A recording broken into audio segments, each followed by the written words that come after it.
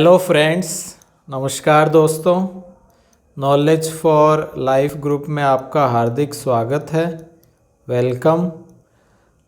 तो दोस्तों, आज हम फिर से वेतनमान से संबंधित ही बात कर रहे हैं और जो 7वां वेतन आयोग लगा है, पुनरीक्षित वेतनमान जो नियम है जो 2017 में लागू हुआ था, तो यह जो 7वां वेतन आयोग है, 7वां वेतन आयोग जो कि पुनरीक्षित वेतनमान कहलाता है, ठीक है, इसकी हम यहाँ बात कर रहे हैं।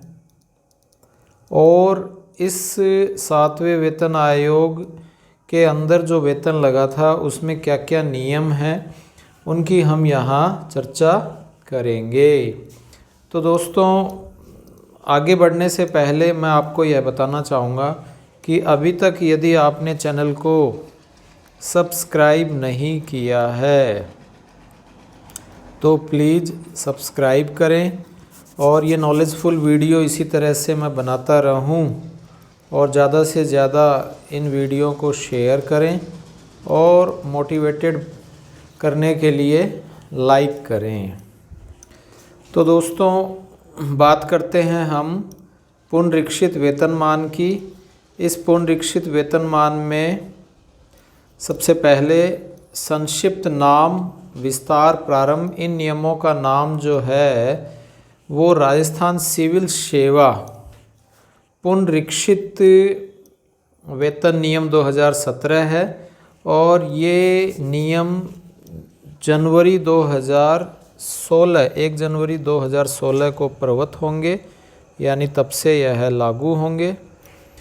और विद्यमान वेतन श्रृंखला से विद्यमान सरकारी कर्मचारी 1/1/2016 को चाहे अधिष्ठायी या किसी स्थायी पद पर धारणाधिकार रखते हुए स्थानापन्न हैसियत से या अस्थायी हैसियत से पारित पद पर लागू चालू वेतन बैंड और ग्रेड वेतन यह प्रारंभ माना जाएगा। तो 1/1/2016 जो है, तो उसके बाद जो विद्यमान कर्मचारी है उससे संबंधित यह माना जाएगा।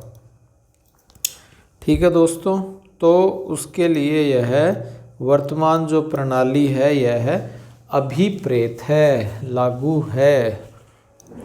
ठीक है, तो आई थिंक यह क्लियर है कि हम यहाँ क्या कहना चाहते हैं कि कोई भी स्थायी पद पर धारणाधिकार है स्थानापन्न हैसियत से या अस्थायी हैसियत से पारित जो पद है उस पर लागू वेतन बैंड है और जो ग्रेड पे है, चाहे स्थायी हो चाहे अस्थायी हो, उस सभी में ही यह संशोधन माना जाएगा।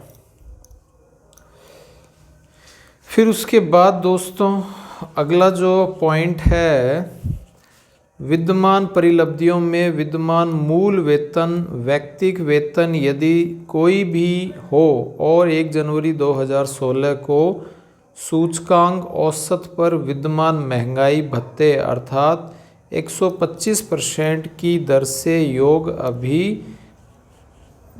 अभिप्रेत होंगे। तो ये दोस्तों हमारे चौथा पॉइंट हो गया। तो इसमें दोस्तों यह पहले पॉइंट में पहला, दूसरा और तीसरा नियम हमने यहाँ ले लिया था। यहाँ हम यह चौथे पॉइंट की बात कर रहे हैं। इस चौथे पॉइंट में हमने यह क्लियर कर लिया है कि जो भी विद्यमान मूल वेतन है वो चाहे कोई भी हो, 1 जनवरी 2016 को विद्यमान महंगाई भत्ता यानी कि डियरिंग अलाउंस और उसकी 125% की दर से यह योग अभिप्रेत होगा।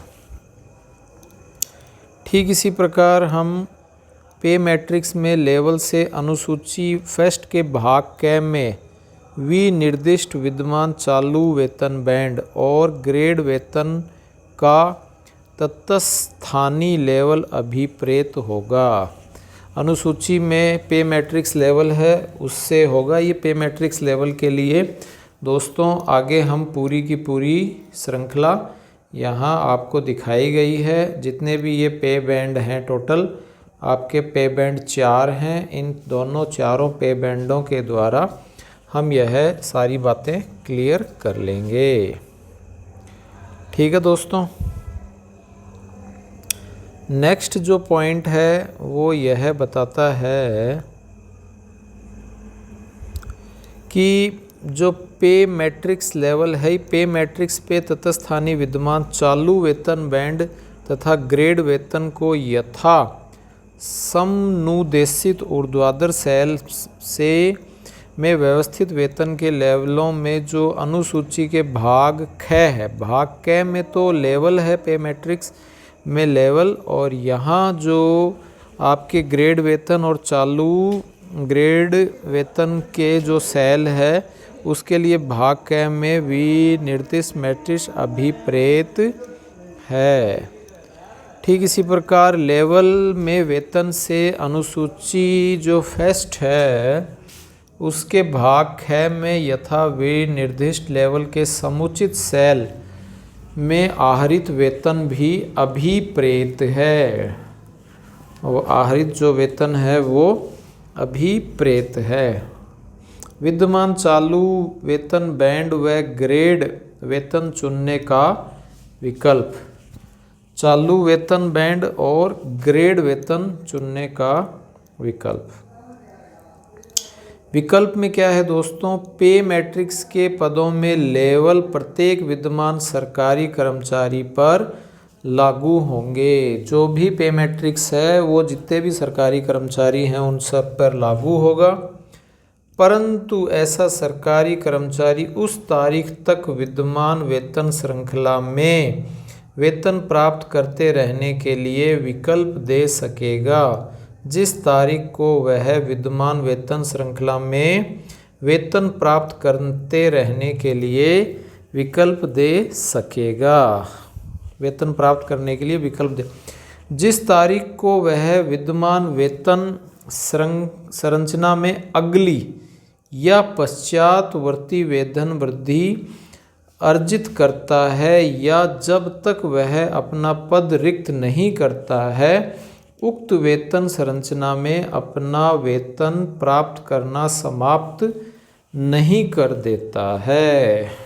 ठीक है, ये कुछ कंडीशन है दोस्तों कि पे मैट्रिक्स के अंदर आप विकल्प ले सकते हो। इस विकल्प के लिए एक तारीख दी जाती है और वो जो भी तारीख है उस तारीख में विद्यमान वेतन श्रृंखला की अगली या पश्चातवर्ती वेतन वृद्धि यानी अगली और उसके बाद वाली जो वेतन वृद्धि है वो अर्जित करता है। बहुत अच्छी बात है। या जब तक वह अपना पद रिक्त नहीं करता है और वेतन श्रृंखला में अपना वेतन प्राप्त करना समाप्त नहीं कर देता है, नेक्स्ट में चला जाए तो वह बेटर है। नहीं जाता है तब तक वो उस जो भी तारीख है उसको विकल्प को वह प्रयोग में नहीं ले सकेगा। परंतु यह और कि सरकारी कर्मचारी ऐसी पदोन्नति या उन्नतकरण या यथास्थिति एसीपी की तारीख से पुनरीक्षित वेतन संरचना लेने के लिए विकल्प दे सकेगा। सरकारी कर्मचारी जो है पदोन्नति या उन्नतकरण या यथास्थिति एसीपी की जो तारीख है उससे पुनरीक्षित वेतन संरचना लेने के लिए विकल्प दे सकेगा।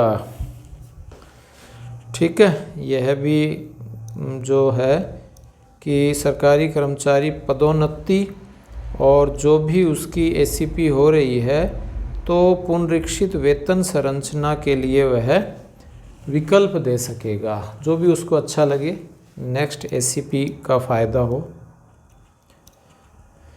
नए नियम के अधीन जो 8 है उसमें इस प्रकार दिया जाएगा ताकि वो नियमों के प्रकाशन की तारीख के 3 माह के भीतर इस नियम के उपनियम 2 में वर्णित प्राधिकारी के पास पहुंच जाए, परंतु एक बार दिया गया विकल्प जो है वो अंतिम होगा। ठीक है दोस्तों। और विकल्प संशोधन की अवधि 26/7/18 तक बढ़ाई, यानी 3 माह तक बढ़ाई जा सकती है। 26/7/18, 26/7/18 है, 1/1/16 है। तो ये दोस्तों जब कभी भी हो, जैसे ये 27/4/18 है, इसमें ये 3 महीने बढ़ा दिए 26/7/18 तक। नियम 10 विशेष वेतन जो पुनरीक्षित वेतन संरचना में आहरित किया जाएगा की दरें इन नियमों में संलग्न अनुसूची 3 में दी गई हैं। क्या क्या हैं?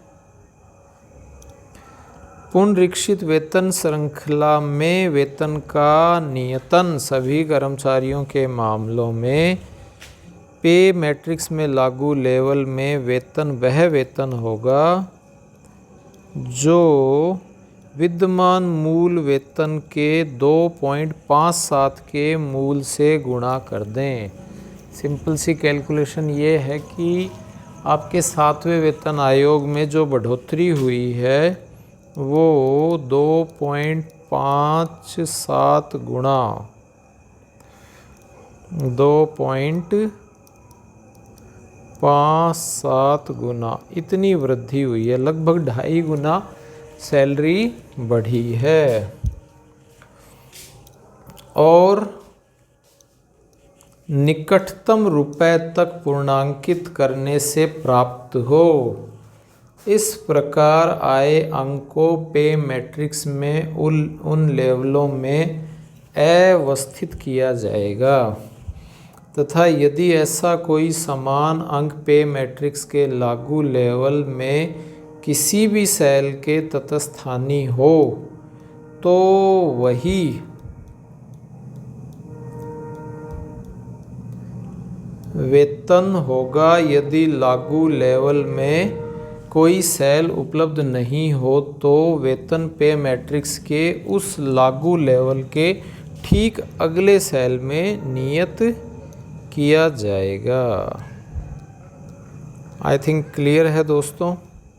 इस तरह से यह पुनरीक्षित जो वेतन है उसका हम नियतन कर रहे हैं और उस नियतन के लिए सबसे पहले 2.5 गुना की वृद्धि हो जाएगी जो निकटतम रुपए हैं उससे प्राप्त हों और पे मैट्रिक्स के लेवलों में उसको सेट कर लिया जाएगा। समान अंकों में जो भी सेल है उसके तत्स्थानों में वही वेतन होगा और लागू में ऐसा कोई सेल नहीं हो तो फ़ायदा हो जाएगा और नेक्स्ट जो अगला सेल है उसमें यह नियत कर दिया जाएगा। तो इस तरह से दोस्तों आपने ये कुछ विकल्प का और कुछ सैलरी में बढ़ोतरी का यह पढ़ा है। नेक्स्ट वीडियो में हम दोस्तों इसमें जो पे मैट्रिक्स की एक यह टेबल है और पे बैंड 4 दर्शाए गए हैं, अलग अलग लेवल हैं और लेवल 1 से लेकर लेवल आप जानते हो 24 हैं यह। ठीक है, यह सारे के सारे हम नेक्स्ट वीडियो में क्लियर करेंगे और अच्छे से समझने का प्रयास करेंगे। अभी तक यदि आपने चैनल को सब्सक्राइब नहीं किया है तो दोस्तों चैनल को सब्सक्राइब करें और साथ ही साथ आप इस चैनल को शेयर करें। ठीक है, जो ये वीडियो बनाया गया है इसको आप दोस्तों ज़्यादा से ज़्यादा शेयर करें और ये वीडियो अच्छा लगा है तो इसे लाइक करें। इसी तरह से हौसला अफजाई करते रहें। Thanks for watching.